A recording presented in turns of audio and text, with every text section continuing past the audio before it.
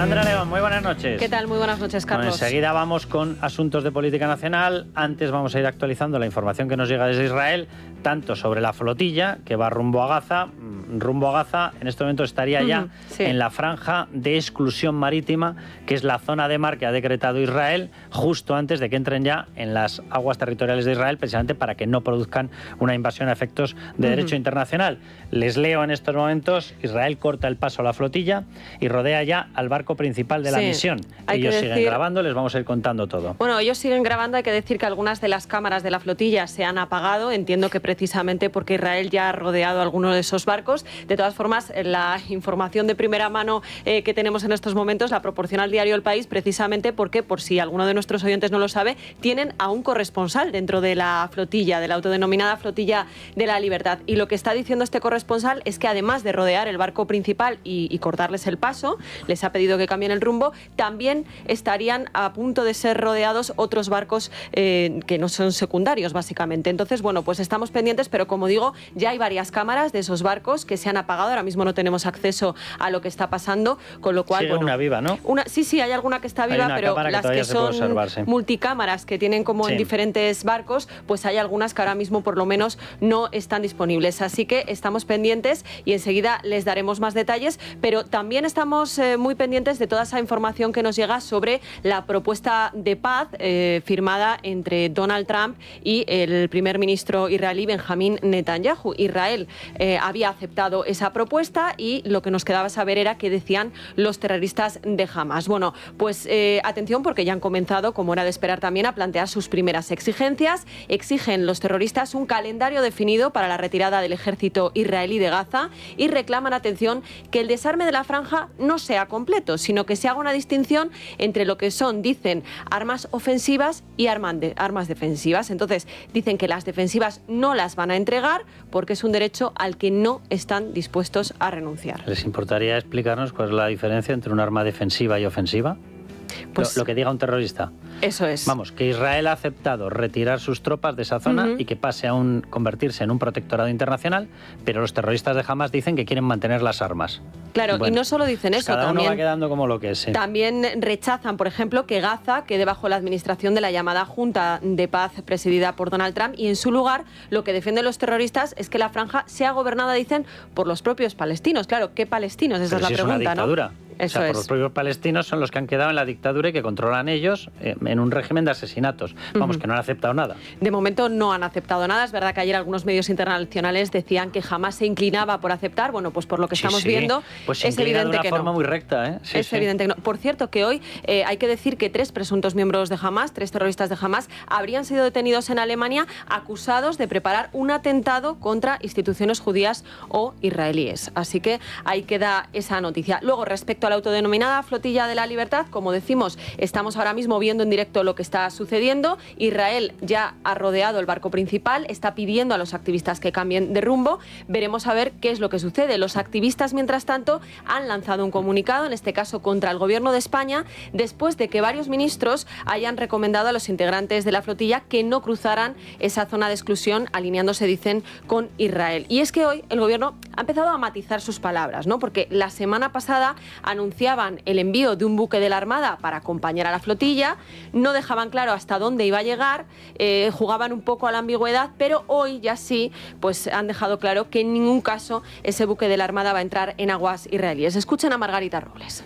Ya hemos hecho llegar a la flotilla que es un riesgo enorme el que asumen entrando en esa zona de exclusión y por lo tanto desde la responsabilidad el furor va a quedarse por la zona sin entrar para ayudar si fuera necesario en función de salvamentos, pero sin entrar en la zona de exclusión. Vamos, que hemos montado un show de 3 pares de narices. Porque digo yo, o sea, ¿alguien tenía alguna duda de que iba a la flotilla? La flotilla iba para provocar un incidente internacional. Y si de paso, un buque militar israelí, que son los que tienen el control de esa zona, porque justo detrás de la zona de exclusión están las aguas territoriales israelíes, no existen las aguas territoriales palestinas, porque Palestina no tiene reconocimiento internacional como Estado. Por tanto, si no es país, si no es Estado, ¿cómo va a tener aguas territoriales? Bien, esas aguas territoriales son de Israel a efectos internacionales y del derecho derecho internacional. Perfecto. A partir de ahí, la flotilla iba para intentar provocar ese choque. Si había ese choque y un buque de guerra israelí, por ejemplo, hundía y provocaba alguna víctima, ya teníamos montado el show. Bien, yo me pregunto, si eso tenía que ocurrir sí o sí, traspasando la zona, ya no solamente, posiblemente, la zona de exclusión marítima, sino incluso llegando a las aguas territoriales israelíes, ¿para qué iba el furor? Si iba con órdenes de quedarse fuera, ¿para qué iba? ¿Para verlo? ¿Que han llevado serpentinas? ¿Han llevado palomitas? ¿Lo están grabando? ¿Van a subir vídeos a Instagram? ¿Para eso tenemos nuestra armada? Esa es la gran pregunta y sobre todo porque, bueno, Margarita Robles es verdad que ha sido mucho más comedida estos días, pero mira la contundencia con la que, a diferencia de lo que ha pasado estos días de atrás, hablaba hoy, por ejemplo, Óscar López. Pero el gobierno de España no va a meter el barco en esas aguas. Y en política hay que ver un escenario y el otro. Y yo le digo, ¿cuál sería el otro? ¿Cuál sería si el gobierno de España mete el barco en esas aguas? Y eso no va a pasar. Esto no era lo que decían el otro día. No, pero sobre todo, entonces, ¿para qué lo hemos mandado? ¿Para qué lo hemos mandado? Que era evidente, ¿no? Para montar otro show. ¿Para qué se mandó a la gente? ¿Para qué se jaleó a la gente, a los violentos, para que destrozaran la Vuelta Ciclista a España? ¿Para qué se hizo? A mayor gloria de Pedro Sánchez, vale. ¿Para qué hemos mandado un barco? Repito, los medios del ejército, que decía Margarita Robles, decía, el ejército no está para los rescates, para eso está la UME, que por cierto es una división del ejército, vale, muy bien. El ejército no está para los rescates en la Dana, porque al final estuvo. Al final, cuando ya había muerto muchísima gente. Pero, ¿y el ejército está para acompañar a la flotilla basurilla haciendo un acto de propaganda de izquierdas? Para eso sí está. Claro, eso era lo que decían hoy Partido Popular y Vox, ¿no? Que por qué se envía un buque de la Armada para ayudar en este caso y sin embargo pues no se envía más medios en otros escenarios pues que hubieran sido mucho más necesarios, como la Dana, los incendios, o también hablaban, por ejemplo, de cuando hay que proteger a la Guardia Civil de los narcos, ¿no? Bueno, ahí está eso, pero como te puedes imaginar, Carlos, quienes más enfadados estaban hoy con este juego del gobierno eran los de Podemos. Escuchen a Yone Belarra. Exigimos al presidente del Gobierno que utilice todos los medios a su alcance, económicos, políticos y militares, para lograr que la flotilla pueda cumplir con su misión. Creo que la política de titulares que no sirven para nada de este Gobierno ha ido demasiado lejos. Pues a ver si la política de titulares que sirven para algo de Podemos va lo suficientemente lejos. Es muy sencillo, súmense a una moción de censura. Ahora mismo, señora Belarra. Es tan sencillo como anunciar en estos momentos que dejan de prestarle apoyo a Pedro Sánchez. A Pedro Sánchez el de Begoña Gómez, a Pedro Sánchez el de David Sánchez, a Pedro Sánchez el de Ábalos, a Pedro Sánchez el de las prostitutas colocadas, a Pedro Sánchez el de todo eso. Venga, comuníquelo. Le cortan el apoyo y mañana mismo se suman a una moción de censura anunciada con un único fin, convocar elecciones. Ni para ti ni para mí, ni para un partido ni para otro. Muy sencillo. Bueno, están enviando ahora mismo un comunicado desde Sumar, precisamente dicen, ante el ataque a la flotilla, ¿no?, de La Libertad. Exigen, si los están rodeando, ¿no?, exigen firmemente, bueno, pero fíjate que ha sido ahora mismo, hace unos minutos ya tenían preparado un documento, un comunicado larguísimo. En vez de burofax es un bulofax, ¿no? Sí, pero bueno, comienza diciendo, ahora de todas formas lo leeremos en profundidad, pero comienzan diciendo ya que exigen firmemente la liberación inmediata de todos los miembros de la flotilla que sean detenidos ilegalmente y la garantía de su integridad física. Bueno, hablando de Gaza, atención a otra noticia que hoy nos llega de esas protestas pro-palestinas pacíficas, como las definió en su día el gobierno, que boicotearon la Vuelta a España. La Comisión Antiviolencia ha propuesto 38 sanciones que van de 1.500 a 5.000 euros por los incidentes. Y solo les voy a leer el mensaje que ha colgado el sindicato mayoritario de la policía, Jupol, porque no tiene desperdicio, Carlos. Dice así: hacen un llamamiento para participar en las protestas. Salen en rueda de prensa alegrándose del éxito de las manifestaciones y ahora ponen el cazo sancionando a 38 manifestantes por causar incidentes. Pero ¿no eran pacíficas? ¿Son o no son unos genios?, se preguntan desde Jupol. Lo que son es gente que nos está metiendo en unas tensiones nacionales e internacionales brutales, están destrozando España, están destrozando toda la red de alianzas democráticas que tiene el bloque occidental, y en eso son lo que están estos señores. Si con eso generan una ola de antisemitismo y generan enfrentamientos y generan disturbios, les importa un soberano comino con tal de tapar uno de los 16 casos de corrupción que salen por día. Bueno, y ahora sí pasamos a la ración diaria de corrupción del gobierno. Begoña Gómez ha recurrido este miércoles la decisión del juez Peinado de llevar su caso por malversación a un jurado en caso de finalmente, como todo parece apuntar, se abra juicio oral. ¿Y qué dice ese recurso? Bueno, pues a pesar de los 100 121 mails que Cristina Álvarez cruzó con la Complutense, insiste en la defensa de Begoña en que las gestiones de esta trabajadora de Moncloa, que pagamos todos de nuestro bolsillo, para sus negocios privados eran favores puntuales, y se aferra a que no hay un estatuto del cónyuge del presidente y a que, según defiende, no cobraba por su cátedra. Que yo sepa, yo cuando estudié Derecho había una cosa que se llamaba Código Penal. Se les ha debido olvidar. Hay un delito de malversación de caudales públicos, hay un delito de tráfico de influencias. Esa parte se le ha debido olvidar.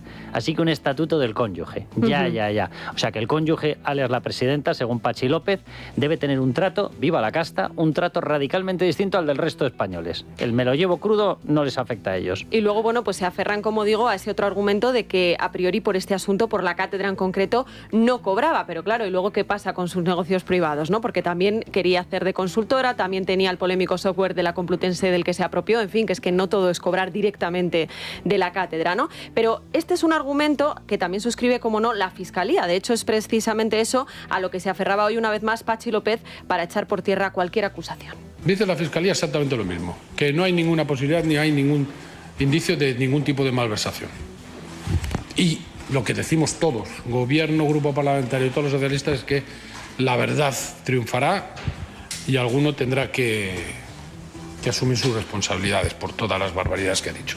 Eso es maravilloso porque dice la Fiscalía, no, díganlo como ustedes lo piensan. Dice mi fiscal, dice mi Fiscalía, pero vamos a ver, que la Fiscalía es una parte, de hecho es una parte anulada en todos estos procesos porque no está actuando. Se les tenía que caer la cara de vergüenza. O sea, yo ya sé perfectamente que la Fiscalía Europea no tiene las mismas funciones que la Fiscalía Española, pero la mera similitud entre los términos les tendría que provocar un sonrojo enorme. Es decir, aquí la Fiscalía se ha dedicado a decir que no había caso, y la Fiscalía Europea ha solicitado determinados informes que demuestran que es que no es que haya caso.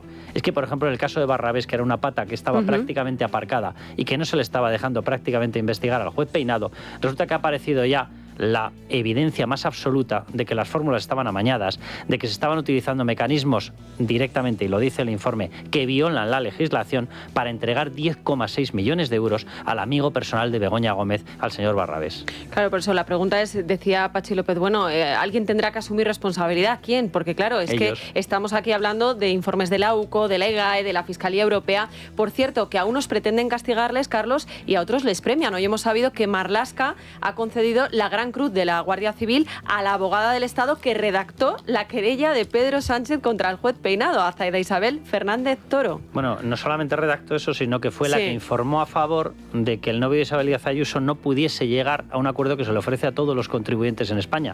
Ese acuerdo significa que cuando Hacienda considera que tú tienes un impago, si llega la cuantía de delito fiscal, te dicen, venga, para que no acabes en prisión, que esto es ridículo, nosotros llegamos a un acuerdo, tú pagas, llegamos a una especie de entendimiento sobre la cifra, tú nos pagas esto, que es lo que queremos en Hacienda, y tú no vas a prisión, evidentemente, y nosotros paramos la actuación penal. Bueno, pues esta persona que acaba de recibir la conmemoración y este honor por parte de Fernando Grande Marlaska es la misma persona que desde la Abogacía del Estado informó que eso, hacérselo a todo el resto de contribuyentes españoles, está bien, y no hacérselo al novio de Isabel Díaz Ayuso también está bien. Total. Bueno, mientras tanto, sin embargo, las cosas se le complican cada vez más al presidente y a su mujer. Según cuenta hoy El Confidencial, la Fiscalía Europea ha decidido ampliar su investigación sobre los jugosos contratos públicos a los que accedió Barrabés tras recibir 2 cartas de recomendación de Begoña Gómez en un concurso plagado de irregularidades, tal y como ha destapado la Intervención General del Estado. A tal fin, atención, porque tiene previsto tomar declaración de nuevo tanto al propio Barrabés como al directivo de Red.es que firmó la adjudicación. Respecto a su polémica asesora, a Cristina Álvarez, sepan que las acusaciones populares han solicitado al juez que investigue su patrimonio desde que en julio de 2018 accedió al cargo junto a la mujer del presidente del Gobierno. Y no solo eso, reclaman también que el magistrado pida a la agencia tributaria sus declaraciones de la renta entre 2018 y 2024 porque, según sus cálculos, el perjuicio económico que se podría haber causado a las arcas del Estado con su dedicación a estas tareas privadas de Begoña Gómez superaría los 320.000 euros. Entonces, hay una cosa que yo creo que ya es evidente. Se pidió una primera investigación muy preliminar de cómo podía estar el estado de las cuentas de Begoña Gómez. Aparecieron, no me acuerdo si era 22 o 40 y pico euros. Era una cosa ridícula. Se pidió una ampliación, llegó hasta los 20 y pico mil euros. No hay quien se crea que con esta actividad de negocios, con esta actividad empresarial, con esta actividad de contactos, que oscilan desde la presencia para cerrar acuerdos con ministros africanos africanos auspiciado por un organismo de Naciones Unidas, ya sea en Georgia, ya sea en Ghana, ya sea en San Petersburgo, todo eso mezclado con creaciones de cátedras, el Africa Center. El Africa Center le pagó 20 y pico mil euros a lo largo de 4 o 5 años. ¿En serio? Yo no conozco la cifra de lo que le pagó el Africa Center, pero seguro que no bajó de 70.000 euros. 70.000, Sandra, es más que 20.000, ¿verdad? Desde luego. Y multiplicado por 3 o 4 años todavía más, ¿vale? Todavía más. Pues solamente es uno de los negocios. Lo que de verdad ya tiene que realizarse de una vez es la investigación patrimonial de Begoña Gómez. La que esté dentro de España, la que puede estar a través de cuentas medianamente controladas por ella, y estoy pensando a lo mejor en cuentas de alguna herencia, y la que pueda estar fuera de España. Porque no hay quien se crea que evidentemente esta persona que tiene todos los gastos cubiertos en Moncloa pudiera tener o 20 y pico euros o 22.000 o 23.000 euros. No hay quien se lo crea. Bueno, y hoy también hay que hablar de Ángel Víctor Torres. Ya les contamos ayer que la UCO está ultimando su informe, y también de María Chivite. La presidenta de Navarra ha comparecido hoy en la comisión de investigación que se sigue en el Parlamento Foral, y aunque ha ido más preparada de lo que fue el otro día al Senado... Era fácil, ¿eh? Era fácil, sí. Bueno, atención a lo que le ha dicho a UPN sobre el túnel de Belate, una de las adjudicaciones que aparecen señaladas precisamente en ese informe de la UCO que envió a la cárcel a Santos Cerdán. Usted está intentando vincular que Santos Cerdán está en la cárcel por los túneles de Belate, cuando eso es una gran mentira. Porque el juez les contestó a ustedes, UPN, en un escrito, sí señor, les contestó a UPN en un escrito que los túneles de Belate, en este momento, no estaban siendo objeto del Tribunal Supremo. Por lo tanto, no empiece esta comparecencia mintiendo, señor Esparza, mintiendo. Me suena que hubo uno que se llamaba Santos y se apellidaba Cerdán que mintió algo, ¿no? Porque dijo que no tenía ninguna participación en la sociedad que recibió solamente por uno de los contratos, y en una de las UTE, compartido con Acciona, unos 60 y pico, casi 70 millones de euros. Y un tal Santos Cerdán negó que fuera medio dueño, y digo medio dueño porque era dueño del 45% de Servinavar. Lo ocultó, lo tuvo que encontrar la UCO en un documento, en un registro que se hizo en el domicilio de Anchón Alonso. Y todavía hablan de mentiras. Pero es que además ella dice... no digan que Santos Cerdán está en la cárcel por el túnel de Belate, porque no es así. No, es que Santos Cerdán está en prisión por muchas razones. Pero es que en ese informe, en ese auto que le metió en prisión, claro que se habla del túnel de Belate. Claro que está esa obra, entre otras muchas. En fin, bueno, hoy es 1 de octubre. Desde las 12 de esta pasada noche, el Gobierno incumple formalmente el mandato constitucional de presentar los presupuestos generales del Estado 3 meses antes de que decaigan los del año en curso. El pasado 1 de septiembre, lo contamos aquí en este programa, Carlos, Pedro Sánchez se comprometió a presentarlos. Ya estamos acostumbrados a que diga una cosa y haga la contraria, pero desde el Gobierno se siguen justificando y no se ruborizan ni lo más mínimo por ni siquiera tener fecha concreta. Óscar López. Estamos trabajando con todos los grupos, no le puedo contar minuto y resultado, pero la voluntad del Gobierno sigue siendo la misma. No le puedo dar una fecha hoy. Cuando no le puedo responder algo, no se lo puedo responder. No le puedo dar una fecha, porque no se la puedo dar. Y la voluntad de la Constitución es que se acaba de pasar el plazo. Así que diga usted lo que quiera, se llama incumplimiento inconstitucional. Yo ya sé que esto les importa a un soberano comino, que les da lo mismo. Total, una violación constitucional más en el expediente de Pedro Sánchez, ¿qué más dará, verdad? Pero ojo, porque además de no presentar los presupuestos, es que el Gobierno estaría mintiendo. Y no porque lo digamos nosotros, es que lo dicen sus socios. Ellos, el Gobierno, presumen de hablar con todas las fuerzas políticas. Pero hoy Patxi López reconocía que no tenía ni idea de nada. Es que, como saben, la negociación esta la lleva directamente el Gobierno y la vicepresidenta primera. Sé que se ha puesto en contacto con algunos grupos políticos, no sé si lo ha hecho con el conjunto de ellos, y espero que haya resultados. Bueno, pues ahora escuchen lo que dicen Yone Belarra de Podemos y Águeda Micó de Compromís. Nosotras no hemos tenido ningún contacto con respecto a presupuestos generales del Estado. Saben que nuestra distancia con este Gobierno es cada vez mayor.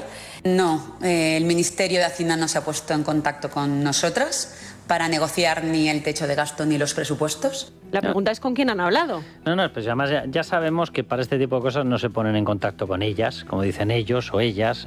No, solamente se ponen en contacto para pagar determinadas cuestiones. Cuando Compromís pide determinado dinero porque quiere exhibirlo políticamente, entonces pagamos todos los españoles y ahí sí se ponen en contacto con ustedes. Y cuando Podemos exige una ley suelta a violadores, ahí sí se ponen en contacto con ustedes y ahí de nuevo lo pagamos todos los españoles y españolas. Bueno, y vamos con más cosas porque hoy ha comparecido en el Senado la ministra de Igualdad, Ana Redondo. Claro, ¿ha pedido perdón por los innumerables fallos de las pulseras antimaltrato? Pues no, ha pedido perdón, atención, por el ruido que han hecho quienes los han denunciado. Reitero las disculpas por el ruido generado en torno a su seguridad, que solo añade más inquietud y miedo a una situación que ya es lo suficientemente dura a diario. Y la cosa no queda ahí, es que siguen sin ofrecer datos de cuántas mujeres se han podido ver afectadas tanto por el fallo en la migración de una compañía a otra, que hizo que una gran cantidad de agresores fueran absueltos, según dijo literalmente la Fiscalía General del Estado, antes por supuesto de que les dieran un toque, como por los fallos de las pulseras en el día a día. Hoy la ministra ha confirmado que van a hacer una investigación interna. Ahora bien, que nadie piense que el objetivo es asumir responsabilidades. Se ha iniciado una investigación interna exhaustiva que podrá derivar, en su caso, en exigencias de responsabilidades si las cláusulas del contrato no han sido finalmente respetadas. El Consejo General del Poder Judicial empezó a avisar al Ministerio de Igualdad hace 20 meses. 20 meses. Ana Redondo, la ministra de Igualdad, nos dice que ahora va a empezar una investigación, que por cierto la va a hacer ella, que fue la misma responsable de ocultar todos los datos. Por el camino, ni tan siquiera dan los datos de las personas afectadas. Si no los dan, no se les puede comunicar a ellas, a las mujeres maltratadas, la situación y darles una oferta, darles una solución. No se puede hacer. Si no están identificadas, no se puede hacer. Bien, 20 meses después, la misma persona que ha ocultado todos los datos nos dice que por fin lo va a investigar. Es decir, que hasta este momento no se ha hecho nada por ayudar a esas personas. Y está la misma persona que ha dicho que pide perdón por el ruido que hacemos los que lo denunciamos. Muy bien, muy igualitario todo. Desde luego. Bueno, y un último apunte en clave internacional, porque más allá de atender a las noticias que nos llegan desde la Franja de Gaza, hoy también estamos muy pendientes de esa cumbre europea que tiene lugar en Dinamarca. Pues bien, presten atención a la advertencia de la primera ministra danesa sobre el peligro que Rusia y que Vladimir Putin representan para todo el continente. Creo que nos encontramos en la situación más difícil y peligrosa desde el final de la Segunda Guerra Mundial. Y, por supuesto, quiero que reafirmemos nuestra posición y que adquiramos más capacidades.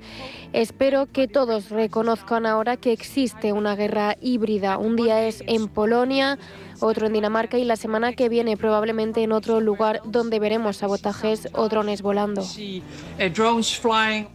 ahí le ha pedido a España que se rearme. Pero nosotros, por lo visto, preferimos, en vez de rearmarnos para defendernos de Rusia, preferimos enviar un buque de guerra a acompañar a la flotilla.